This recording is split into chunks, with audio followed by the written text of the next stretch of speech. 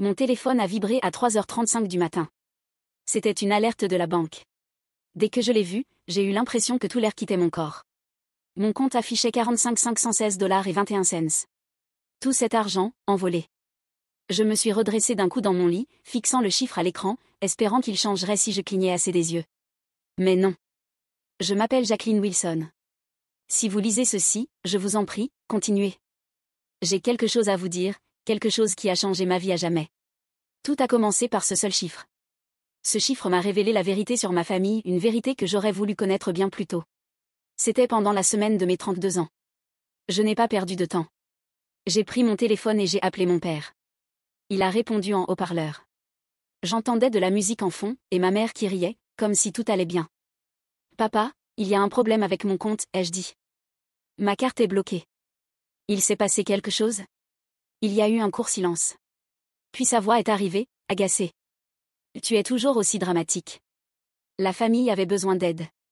Ta mère a subi une opération, le camion de ton frère est tombé en panne, et l'hypothèque était en retard. Je suis restée là, figée, sous le choc. Je n'arrivais pas à croire ce que j'entendais. Pourquoi vous ne m'avez pas demandé, ai-je finalement soufflé. Il n'a même pas hésité. On n'a pas besoin de demander. Tu nous dois bien ça.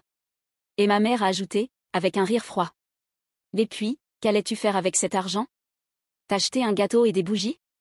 Nous, on avait de meilleurs projets. Le silence qui a suivi était lourd. Profond. Douloureux. Et ce silence a été le dernier cadeau d'anniversaire qu'ils m'ont offert. J'ai pris une grande inspiration et j'ai dit calmement. Alors ne m'appelez plus jamais. Et je le pensais. J'ai raccroché, puis je suis passée à l'action. J'ai vérifié tous mes comptes, chaque prélèvement automatique, chaque contrat que j'avais signé. Ils pensaient que parce que j'étais la responsable, celle qui avait réussi, ils pourraient toujours puiser en moi. Mais cette nuit-là, j'ai pris une décision. Je suis devenue celle qui coupe les liens. L'hypothèque?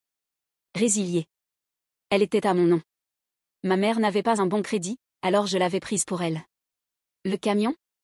Récupéré par la banque le lendemain avant midi. Ma banque l'a noté comme usage frauduleux, et je n'ai pas contesté. Les prêts étudiants de ma sœur? Gelés. J'étais co-signataire, mais à cause de mon propre stress financier, j'ai retiré mon soutien. Je me suis effacée en silence. Pas de cris, pas d'ultimatum, pas de scandale. Juste des pas calmes et déterminés. J'ai transformé cette douleur en action, en étape nette, propre, irrévocable. Et leur cadeau d'anniversaire à eux, me voler, est devenu le moment où ils m'ont définitivement perdu. Le lendemain matin, mon téléphone s'est mis à s'illuminer comme un incendie. Appel manqué. Message. Encore et encore. Certains furieux, d'autres confus, et puis, soudain, des messages mielleux. L'un disait. Jacqueline, le camion a disparu. Qu'est-ce qu'il se passe? Un autre. Chérie, il y a un problème avec l'hypothèque? La banque parle de défaut de paiement. Rappelle-nous. On est une famille. Famille. Ce mot-là ne semble avoir d'importance pour eux que quand quelque chose tourne mal. Quand tout commence à s'écrouler. Mais où était ce mot quand ils ont vidé mon compte sans me demander? Où était-il quand ils ont profité de moi sans une seule question? Je n'ai répondu à aucun d'entre eux. J'étais trop occupée. Ce jour-là, j'ai gelé mon crédit. J'ai changé tous mes mots de passe. J'ai appelé chaque entreprise, chaque agence, et je me suis retirée de tout ce qui me liait à eux. Je coupais les cordons qu'ils utilisaient depuis des années. Ils ont oublié quelque chose d'important, je n'étais pas seulement une gentille personne, j'étais celle qui contrôlait tout. Mon nom était sur le camion. Mon nom était sur la maison. J'étais la co-signataire, la personne de secours, le contact d'urgence. Ils m'utilisaient comme une carte de débit qui ne se vide jamais. Et ils pensaient qu'à cause de l'amour que j'avais pour eux, ils pourraient continuer comme ça pour toujours. Mais il ne s'agissait pas des 45 000 $. Il s'agissait de la facilité avec laquelle ils l'ont fait. Sans culpabilité, sans hésitation. Ils n'ont même pas demandé. Ils ont ruiné mon anniversaire le jour de mes 32 ans avec des mains froides et des choix égoïstes. C'étaient les mêmes personnes qui m'avaient appris ce qu'est censé être l'amour. Mais maintenant, tout semblait faux, comme s'ils m'avaient vendu un rêve et signé mon nom en bas sans me demander. Je suis retournée lire d'anciens messages de Noël dernier. On est fier de toi, ma grande. Tu es un exemple de réussite. On ne te le dit pas assez, mais tu es notre miracle. Avant, je pleurais en lisant ça. Maintenant, je ne ressentais plus rien. Si j'étais vraiment un miracle, pourquoi me traitait-il comme un distributeur automatique avec un battement de cœur? Alors j'ai fait ce qu'il m'avait fait en silence. J'ai tout déconnecté. J'ai mis fin à chaque lien. Pendant qu'ils appelaient, écrivaient, suppliaient, j'ai enfin respiré profondément. Pour la première fois, je n'étais plus celle qui essayait de tout réparer. Je n'étais plus l'aidante. J'étais le mur contre lequel ils ne pouvaient plus passer. Et je n'en avais pas fini. Le samedi suivant, ils étaient tellement désespérés qu'ils sont venus chez moi. Je les ai regardés à travers le Judas. Mon père était sur le perron, rouge de colère, faisant les 100 pas comme s'il était chez lui. Ma mère pleurait bruyamment dans son pull léopard, plus forte encore que la sonnette. Mais je n'ai pas ouvert la porte. Je n'ai pas dit un mot. Je les ai laissés crier derrière la porte. Ils hurlaient, vociféraient, mais pour moi, ce n'était que du bruit. Crier ne signifie rien lorsqu'il n'y a pas de respect. Ils sont restés là environ 12 minutes, à frapper contre la porte, à me supplier d'écouter, et même à lancer des menaces. Jacqueline, tu es en train de tout détruire. On avait confiance en toi. Comment as-tu pu faire ça à ta propre famille? Je suis restée calmement assise sur le canapé, buvant un café dans une tasse qu'il m'avait offerte il y a 2 anniversaires. Il y avait écrit dessus « Fille numéro 1 ». Plutôt ironique, non? Je n'ai pas ouvert la porte. J'ai attendu que le vacarme cesse. Puis j'ai ouvert mon ordinateur portable et envoyé un dernier email à mon avocate. Tout y était, coupure complète de tout lien avec eux.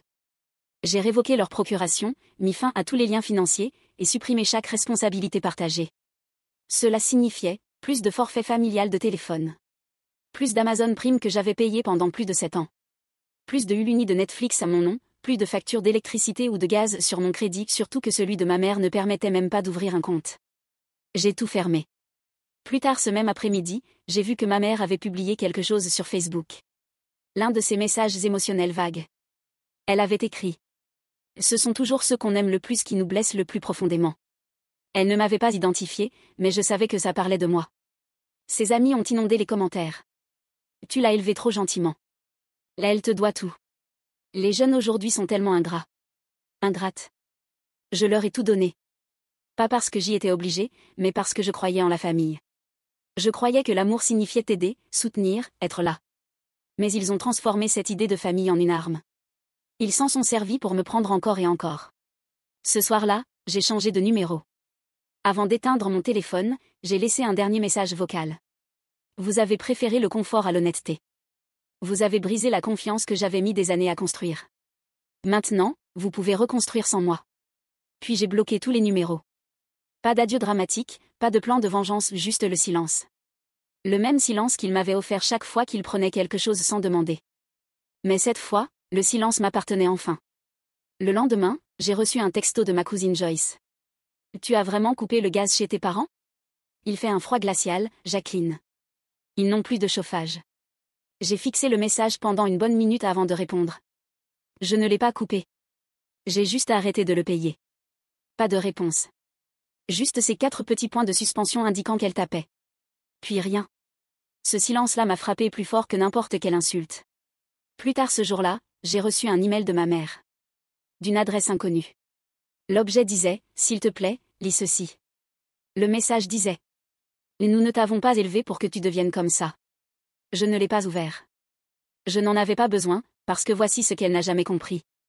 Ils m'ont bel et bien élevé pour que je devienne comme ça. Ils m'ont élevé en m'enseignant que l'amour devait se mériter.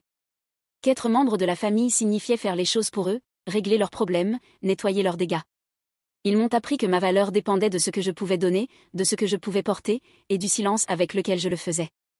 Alors oui, quand j'ai coupé le gaz, repris le camion, cessé de payer l'hypothèque, et retiré mon nom des prêts, je n'étais pas cruelle. Je ne faisais que leur rendre tout ce qu'ils m'avaient donné, toutes ces années de pression, de silence, et de culpabilité déguisée en éducation. Mon père disait souvent. Dans une famille, on ne compte pas les points. Il a dit ça juste après que j'ai payé son 2e amende pour conduite en état d'ivresse. Alors j'ai arrêté de compter les points, et j'ai fermé le compte. Ce même mois, j'ai commencé une thérapie. Mon thérapeute m'a demandé. Quand as-tu commencé à te sentir responsable de tes parents? Sans réfléchir, j'ai répondu. À 14 ans. Maman pleurait parce qu'elle ne pouvait pas payer la facture d'électricité, alors j'ai trouvé un petit boulot à balayer les cheveux dans un salon après l'école. C'est à ce moment-là que j'ai compris que je n'étais pas en train d'être élevée, c'était moi qui faisais le travail d'éducation. C'était moi qui tenais tout en place. Et tout ce que j'ai fait maintenant, c'est grandir et m'éloigner de ceux qui sont restés bloqués. Je ne me suis pas sentie coupable. Je me suis sentie lucide. Parce que la vérité, c'est que choisir soi-même peut ressembler à une attaque pour ceux qui ne vous ont jamais vu autrement que comme une ressource à exploiter. Et je ne suis plus disponible.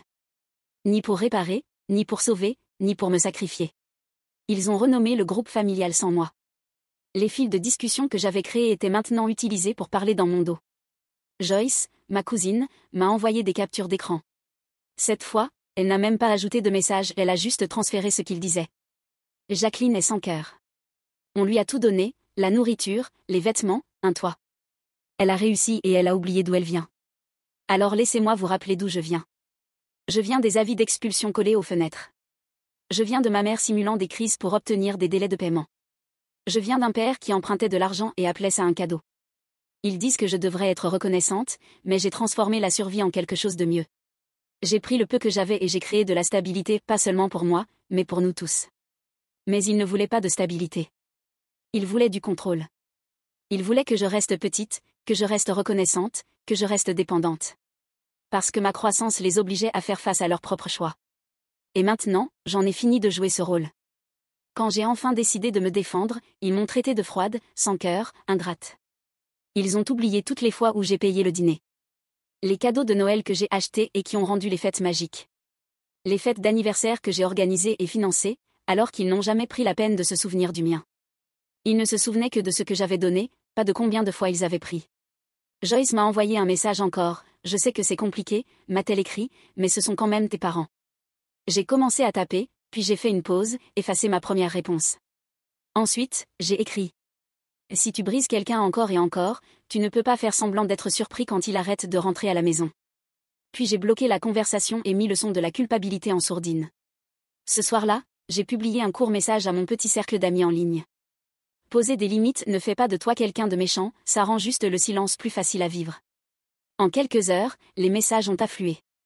Des gens que je connaissais, d'autres que je ne connaissais pas. J'avais besoin d'entendre ça.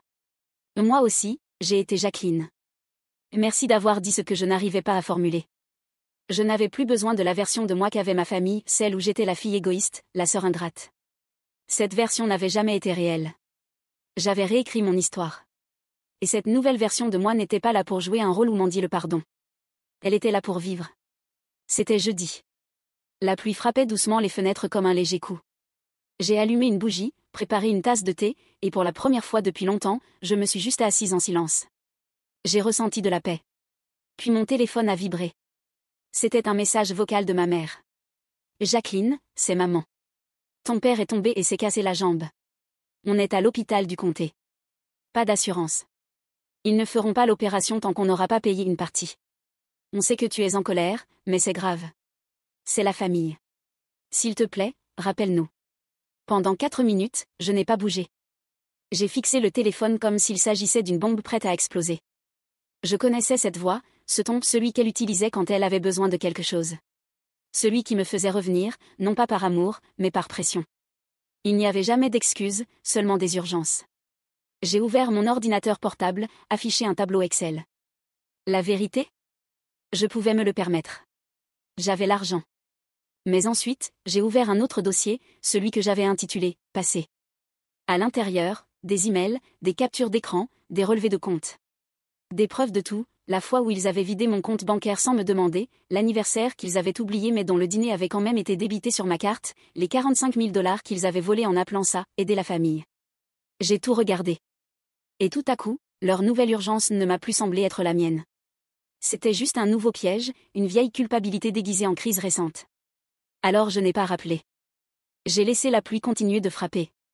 Et je suis restée immobile. Je n'ai pas signé de chèque pour l'hôpital. J'en ai signé un pour moi, un dépôt dans ce que j'appelle désormais mon « fonds de paix ». Une promesse que je protégerai ma paix, même quand la culpabilité tente de revenir en douce. Et elle a essayé.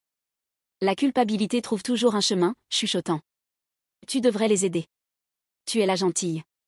Mais cette fois, je n'ai pas écouté. J'ai claqué cette porte. J'ai envoyé un message à Joyce. Et dis-leur que j'espère qu'il se rétablira, mais je ne vais pas me faire encore du mal juste pour soulager leur souffrance. Elle n'a pas répondu. Et pour la première fois, ce silence ne m'a pas blessé. Il ne m'a pas piqué. Il m'a semblé être de l'air frais. Il m'a semblé être de la liberté. Cette nuit-là, j'ai dormi avec la fenêtre légèrement ouverte juste assez pour laisser entrer l'air frais. Je n'ai pas gardé mon téléphone près du lit. Pas de vibration, pas de panique nocturne. Pour une fois, Je n'attendais pas une catastrophe.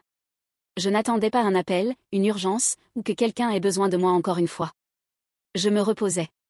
Juste ça. Parce que laisser partir les gens qui n'ont jamais respecté ta valeur, ce n'est pas être méchant. C'est choisir de vivre. Et je vivais enfin. Vraiment. À mes conditions. Quelques semaines plus tard, je suis entrée dans la salle du mariage de ma cousine Christine. J'y suis allée la tête haute, le cœur fort. Je n'étais pas là pour plaire à qui que ce soit. J'étais là parce que Christine comptait pour moi. Elle avait toujours vu qui j'étais, pas la réparatrice de la famille, juste Jacqueline, même avant que j'aie la carrière ou la force de dire non. Je savais que mes parents seraient là. Je m'y attendais. Maman portait une robe trop serrée qu'elle n'avait probablement pas les moyens de s'offrir. Papa avait une canne et un smoking de location. Son boitement ressemblait plus à une mise en scène qu'à une douleur réelle. Dès que je suis entrée dans la salle, j'ai senti leur regard sur moi. Pas chaleureux, pas vraiment, juste observateur, jugeant. Je portais du satin noir, non pas en signe de deuil, mais pour montrer que je n'étais plus la petite fille qu'ils pouvaient contrôler. Je n'étais pas là pour faire la paix. J'étais là en tant que moi-même. Ils n'ont rien dit, mais leur regard disait tout. Parle-nous. Arrange ça. Fais ce que tu fais toujours. Mais je ne me suis pas déplacée. Je ne me suis pas recroquevillée. Je me suis assise à une table avec les amis de Christine. J'ai ri à gorge déployée. J'ai dansé avec joie. J'ai laissé mon bonheur être une forme de rébellion silencieuse, comme pour dire. Vous ne décidez plus de ce que je ressens. Pendant le dîner, maman est passée près de ma table. Elle s'est arrêtée, a posé une main tremblante sur le dossier de ma chaise, et a dit doucement. Tu as l'air différente. J'ai croisé son regard et j'ai répondu. Je le suis. Elle a commencé à dire quelque chose, mais j'ai levé doucement la main et ajouté. Je suis ici pour Christine, pas pour toi. Et c'était suffisant. Ses yeux brillaient, mais ce n'était pas de la tristesse. Ce n'était pas du chagrin. C'était parce que, pour la première fois, elle voyait ce qu'elle avait perdu. Elle me voyait, pas la version de moi qu'ils pouvaient utiliser, pas celle qui s'aidait et continuait à aider. Je n'étais plus leur bouée de sauvetage. J'étais devenu un phare, brillant de loin, lumineux, stable, sûr, mais intouchable. Pendant le toast du mariage, mon père a levé son verre et m'a regardé, comme s'il s'attendait à ce que je fasse quelque chose, un sourire, un signe de tête, un geste de paix. Mais je n'ai pas bougé. Je n'ai pas levé mon verre. Je n'ai pas fait semblant. La paix ne vient pas en agissant comme si rien ne s'était passé. La paix vient quand on traverse la douleur et qu'on décide de ne plus porter le fardeau des autres. J'avais fini de porter le leur. Ce soir-là, j'ai dansé jusqu'à avoir mal aux pieds. J'ai chanté jusqu'à perdre la voix. Et quand tout fut terminé, je suis partie sans dire au revoir. Une fois rentrée chez moi, j'ai fait une dernière chose. J'ai désactivé le tout dernier paiement automatique de mon passé, de mon enfance. Cela fait maintenant 1 an. 1 an depuis qu'ils m'ont pris 45 000 $. 1 an depuis ce message vocal qui a brisé bien plus que ma confiance. 1 an depuis que j'ai arrêté de répondre à leurs appels et commencé à répondre à mes propres besoins. La culpabilité ? Elle ne frappe plus de la même façon. Avant, elle résonnait comme une alarme dans ma poitrine, forte et douloureuse. Maintenant, ce n'est plus qu'un bruit de fond que je peux faire taire avec la vérité. Et la vérité, c'est que je leur ai donné bien plus que de l'argent. Je leur ai donné l'accès à mon cœur, et ils l'ont traité comme un compte bancaire, une carte qu'ils pouvaient utiliser sans réfléchir, sans limite. Mais cette carte est fermée maintenant. J'ai construit quelque chose de nouveau, mon propre appartement, ma propre entreprise, et un cercle d'amis qui ne brandissent pas le mot « famille » comme une arme. Des amis qui ne m'épuisent pas pour se sentir bien, qui n'ont pas besoin de quelque chose de moi pour rester proche. Cette année, pour mon anniversaire, mon téléphone n'a pas sonné. Pas de carte, pas de faux messages de leur part. Rien. Mais j'ai entendu frapper à ma porte. C'était Christine, debout là, avec un gâteau et des bougies. Elle m'a regardé et a murmuré. Tu n'as jamais été le problème. Tu as juste été la première à t'échapper. Nous avons allumé les bougies ensemble. Nous n'avons pas fait de vœux. Nous avons juste respiré. Parce que guérir, ce n'est pas toujours bruyant. Parfois, guérir, c'est choisir de ne pas ouvrir la porte, même quand la solitude frappe, avec un visage qui ressemble à celui de l'amour. J'ai arrêté de courir après les liens du sang. J'ai commencé à choisir des liens d'âme, le genre de personnes qui ne réclament pas ton énergie juste pour se sentir mieux. Le genre de personnes qui t'appellent, non pas parce qu'elles ont besoin de ton aide, mais parce qu'elles tiennent à toi. Maman continue de publier des messages vagues en ligne. Papa continue de jouer les victimes lors des conversations de famille. Mais leur voix ne résonne plus dans ma vie. J'ai bâti des murs faits de respect de moi-même. Et désormais, je me fiche de ce qu'ils disent, parce que je ne leur appartiens plus. Je m'appartiens pleinement, enfin, et librement.